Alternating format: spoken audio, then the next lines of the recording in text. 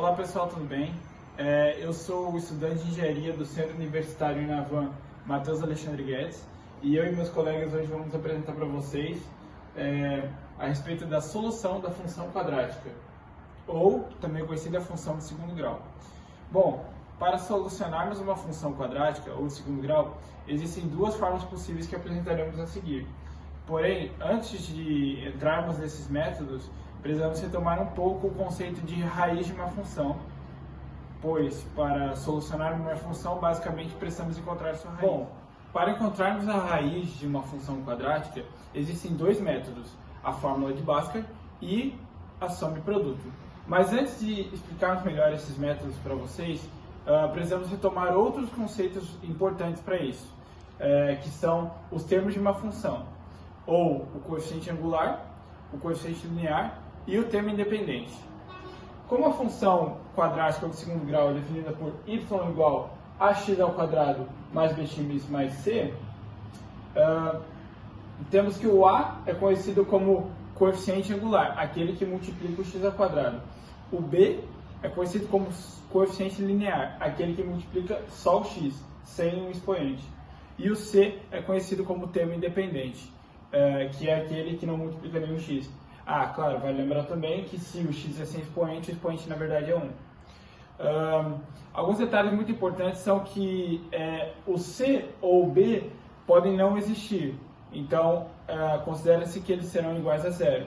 Entretanto, o a obrigatoriamente precisa existir para que a função seja considerada quadrática, pois o nome já diz, quadrática vem de quadrado, que é o quadrado do próprio x. Vamos retomar o conceito de raiz de uma função.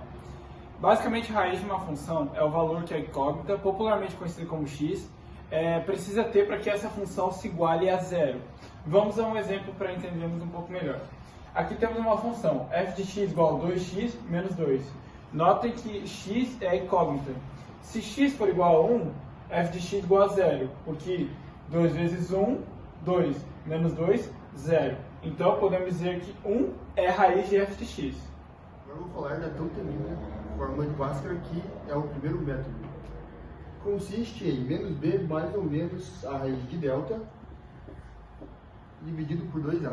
Para acharmos a raiz da função, precisamos colocar o valor nos termos a, b e c. Mais e menos serve unicamente porque no final há duas contas, uma conta positiva e uma negativa para achar o resultado. Não importa se ele é positivo, negativo ou nulo. Quando delta for igual a zero, ele tem apenas uma raiz. Quando ele for positivo, ele tem duas raízes. E quando ele for negativo, ele não tem raiz. O segundo método para resolver as raízes da função é a soma e produto, que é o método mais simples e mais rápido, que funciona da seguinte maneira.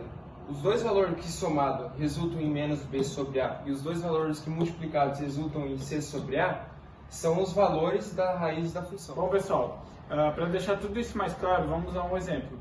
Vou começar dando o exemplo do primeiro método, que é utilizando a fórmula de Bhaskara. Aqui nós temos a nossa função padrão, que é f de x igual a menos x ao quadrado mais 2x mais 3, função quadrática normal. A gente tem que o a é igual a menos 1, o b é igual a 2 e o c é igual a 3. Como é Bhaskara, basicamente a gente só precisa preencher a fórmula com esses valores.